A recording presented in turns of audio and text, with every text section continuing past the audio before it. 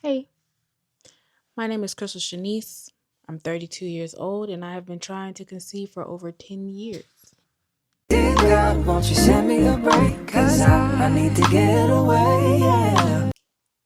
Okay, so I got some notes written down, so if you see me looking down, that's why I just want to be sure that I touch on everything. So I'm gonna just hop right into it. Go into how I feel like it all started leading up to now, so you get a better understanding of we can get a better understanding together. Okay, so 2012, I had um this issue. To this day, I still don't know what it was. And so to put you where I was at the time, I was 20 years old in New Mexico in the army, and I remember it like this. The week prior to everything happening, I had my menstrual cycle, right? My menstrual cycle went away. The following week, I'm bleeding again. And I'm like, what is going on? Because I just literally just had my cycle. So I know that's not what it is. On top of it, I was in a lot of pain, but it wasn't menstrual cramps. It was lower abdominal pain, but it was like, it wasn't anything like a menstrual cramp. Let me just say that. I don't know what else to compare it to. Maybe if you think about like somebody sitting and stabbing you in your stomach all day, hopefully that gives you a better idea of what it felt like.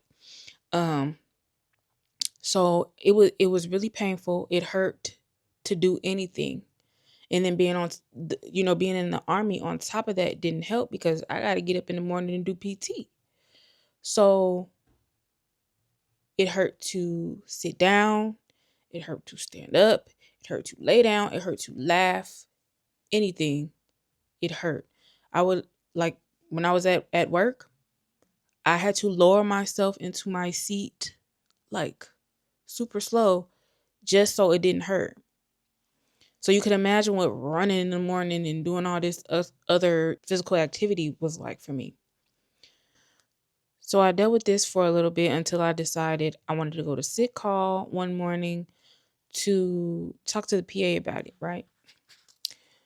Um I will say that I feel like a lot of times when you're in the army and there's an issue, because there are people who do go to sick call on purpose to try to get out of things, I felt like that's what I was treated that way in a sense. Like, oh, you just here just so you can get out. And the thing was, I wasn't even somebody who was always there.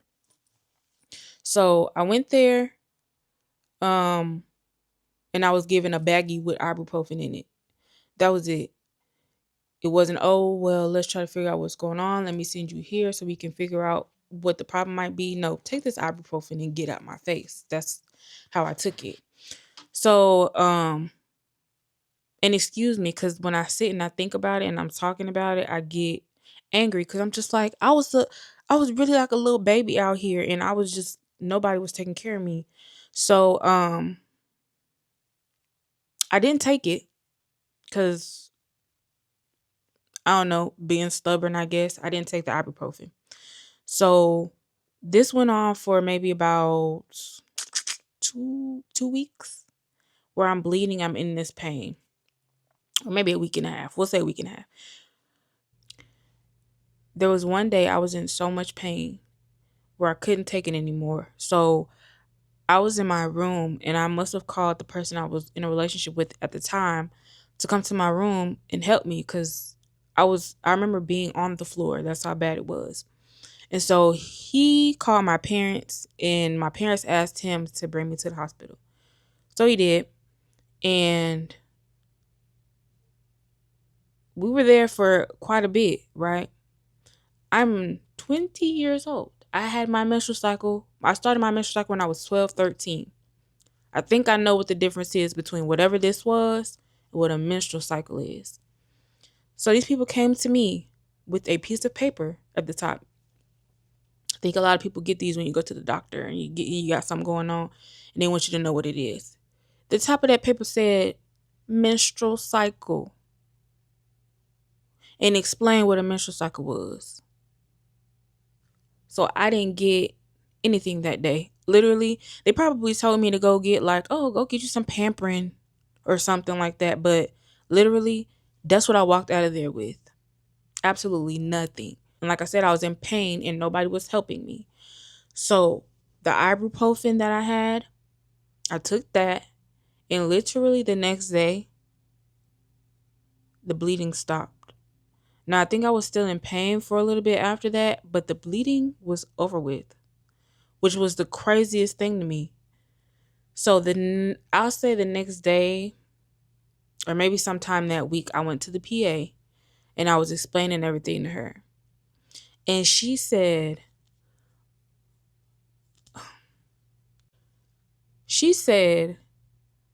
oh, well, maybe it was an ectopic.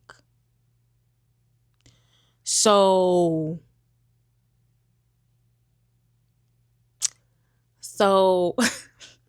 it's not funny, but when I think about it, I'm angry because if you know what an ectopic pregnancy is, then you understand how serious that can be.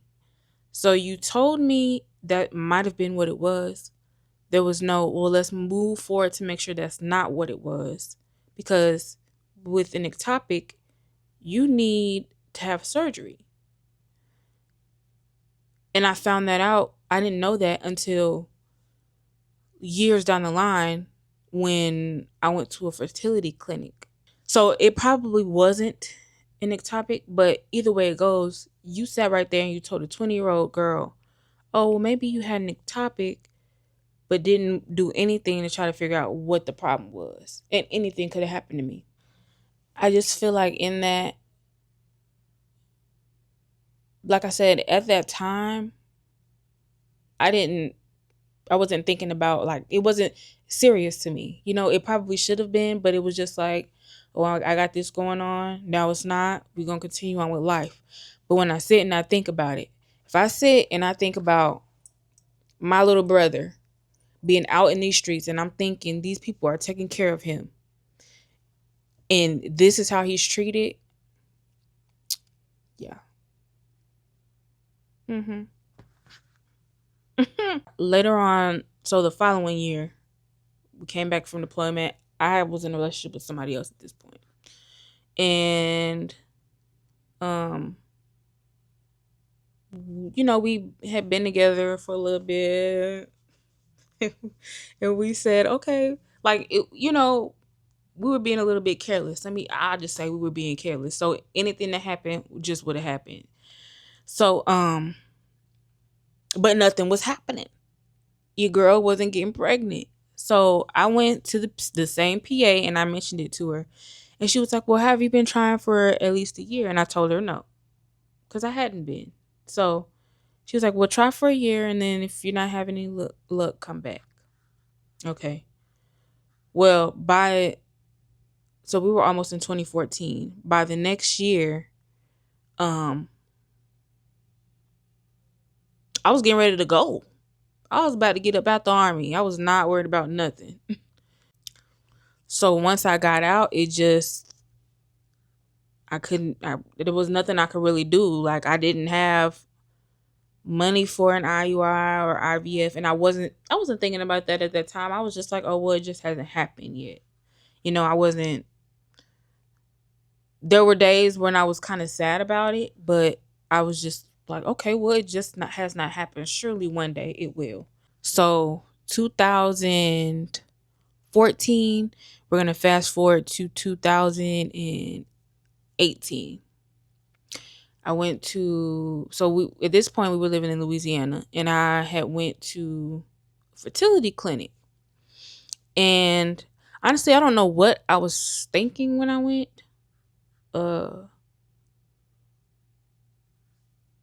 I don't know if we had discussed prices or anything, but I went and I told the woman what was going on and explained everything to her. And that's when I mentioned the PA telling me, oh, it might have been an ectopic. And she was like, there's no way it was an ectopic, because if so, you need surgery for that and you could have died. So it's no way it was in ectopic. Sorry. It was no way it was in ectopic. Why is that so hard to say? Anyways, it was. I don't well, like I said, I guess it wasn't, but I don't know what it was. Have no idea. I've never experienced that pain again in my life, so I don't know.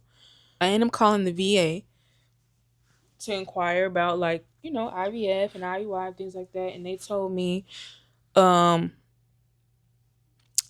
you have to be married. Like, we're not gonna do anything unless you're married.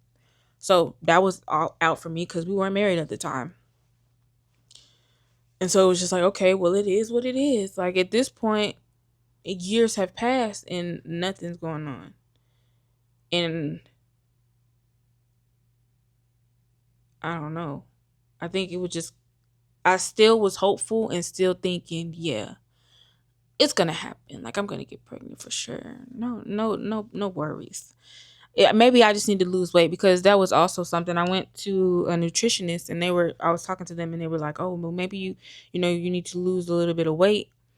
And I'm like, well, yeah, you might be on to something.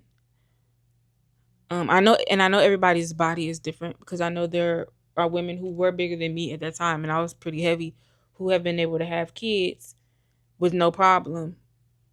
But like I said, everybody's body is different, so that's fine. Um, so I tried that. I was trying to lose the weight. I did lose a little bit. I'll put it back on. I will lose it, put it back on. It was just, it was, I was struggling there. So I just kind of gave up. So December 2021, I ended up getting married. And I'm not gonna lie, I think I was kind of pressing the issue a little bit. What's the video if I'm not yawning in it? Okay. Um so I was pressing the issue because I felt like, okay, I'm getting up there in age and I want to have a baby. So we got married and I was hopping onto it immediately. So let me check the dates just to make sure I'm getting this right. And I had my first appointment with the fertility clinic in September. Uh, September. We'll say September 2022. So I went and they did the blue dye test and all that stuff on me. So painful. Oh my gosh, that hurts so bad. Oh, and then you're just exposed and in pain, and it's like, if you've ever not if you've ever done it, if you haven't done it, think of like the biggest, baddest menstrual cramp you've ever had. That's what the blue dot test is like, and it lasts for like, I don't know, maybe a minute if that, but it's terrible. So anyway, I went in, we did the blue dot test and all of that, and so they found that my tubes were blocked and I had fluid in them. And one was like kind of not closed, but they had to. Anyway, we'll get to that. October of 2022 is when they put me on the birth control, and he told me to call him, after a certain amount of time. He told me to take a break, a 4-day break from my birth control before my surgery, because I had to get surgery done. So I had my surgery January of 2023, and that was the first surgery I've ever like really had. So it sucked. It sucked really bad. Um, and I was so tired, but all in all, I was excited because I was like, "Oh yeah, finally I'll be able to have a baby." Right? I think it took about 2 weeks to completely heal, and then they were like, "Okay, once everything is healed after this date, you can go ahead and start trying." So that's what we did, but nothing came of it, and so I gave it, I think, maybe a month or two before I reached back out to them like, look, ain't nothing's happening here. So then that's when they decided, okay, well, we can go ahead with an IUI cycle if you want to. So a lot of that, I'm not gonna lie, is a blur, and maybe it's a blur because nothing came from it. But we went in together. It was like early morning. I had to do So the day before, they told us to do the trigger shot at a certain time, and my husband did it for me, and that's scary having somebody else have to do a shot for you. We did that, and then we were up early the next morning to go to our appointment. So we went. From what I can remember, it was really quick. Um, Went in, got naked, and she intimidated me. So um, I had so many emotions that day. On top of it, feeling it was really gloomy out, which is I love. It's my favorite kind of weather, and it was just I don't know, like everything felt well, and I was just like, okay, we'll see how this goes. So I can remember that week I was exhausted. I was so tired, and I would come home every day after work. We taking us a nap. So we have our 2 week wait and everything, and then they tell you, okay, on this date, go ahead and take a pregnancy test. Don't take a pregnancy test before that because chances is it's going to be positive. Like they always are going to be positive. So I'm not gonna lie, I did do it because I just wanted to see a positive test. I did it. I knew I wasn't pregnant at the time, but I still wanted to do it, so I did it. So finally the day came for me to take the test. My husband wasn't here, and I was actually terrified. And I thought about waiting for him to get here, but I was like, nah, I can't do it. So I took it. It was negative. I remember being um extremely emotional. And I was kind of embarrassed that, and that's what I'm saying. That's why I don't talk about it a lot, because this is just one thing that people like to kind of hold over your head, you know what I'm saying? And so what better way than not to let them know at all, like that I can't, or that I'm struggling to conceive. So in this moment when I got that negative test, I was embarrassed because people knew about it. Like, granted, it was my parents, my husband's parents, family, sisters, all of them, but I was still embarrassed. Like, oh my gosh, we did all this. I was so excited just for nothing to happen. On top of that, what made it even worse, I was upset, and I fooled around and spilled my pea cup. Huh? Oh Lord, I was in distress. Like, I can laugh now, but at that moment, oh my gosh, it was so much going on. I was hurt. I was crying that whole day. Like, I had a headache, a pounding headache from just being upset. So we did schedule a second appointment. I did do the second IUI, and that also failed. So I just left it at that. Um, I have not gone back since 2023. I don't know if I want to. I've talked about it, yes, but I'm just kind of like okay with it. Like, I'm coming to terms with it, and I'm leaving it in God's hands. And if it was meant to be, it would be, or it will be. Like, it will happen if that's what's supposed to be meant for me. But as of right now, no babies. Um, so please don't ask me, oh, when are you gonna have a baby? Because my answer is always when God see fit, like when it happens, that's what it'll always be, because I don't know what you want me to say. So when you don't see people with kids, just kind of, you know, think about that. So I'm sorry if my story is all over the place. I was getting my dates messed up because it's been like a couple years. But yes, this is just something that I really wanted to share. I feel like there are a lot of women going through this exact same thing who are probably embarrassed, like I was embarrassed. And I just want you to know you're not alone in the least bit. It's plenty of us out here going through the exact same thing. Um, see you. I love you. Be good to yourself. Things don't always work out the way that we had hoped, but I don't want to continue to just sit in that and be sad all the time and thinking about it all the time. So that's why I just I've come to terms with it. Like, I'm okay. I can talk about it now. I don't really feel away. It's just, it is what it is. And I don't know. Like I said, I'm leaving it in God's hands, but I gotta be okay with the possibility of not having kids of my own. Now, yes, I do have 3 kids, but that's my husband's kids with other, so yeah. I just want to So now I'm just at this place where I just want to live. I just want to live. Like, okay, you don't have kids. So what are you going to do? There's nothing holding you back from anything. I'm not saying kids do hold you back, but I'm just saying it's a little bit more difficult to get things done when you have kids. So let's live, I guess, let's do some stuff. And I also,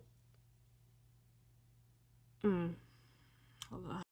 So one thing I wanted to touch on, because it's been mentioned before, it's not a new topic or anything like that, is how hard it can feel to be heard,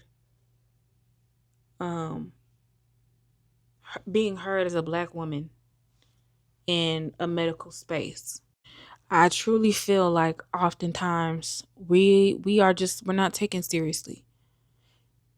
Sitting and thinking about that. And like I said, I get angry about it because I was so young, and I don't know if that also played a role, but it was just like nobody was taking me seriously. Anything could have happened to me because I'm dealing with all of this and people are just passing me around.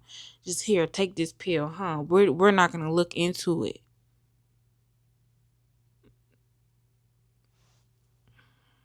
In the comments, I do want us to talk about it. If you've had any similar experiences, it doesn't have to be about fertility. It could be about anything where you were ignored. People did not take you seriously. Share it. I would love to hear about it. I'm happy that I was able to share this information about me with y'all. It's a big deal. And I just know so many of us out here going through it. So, I love y'all. Thank you for watching. If you could like, comment, subscribe, I would greatly appreciate it. And until next time, bye.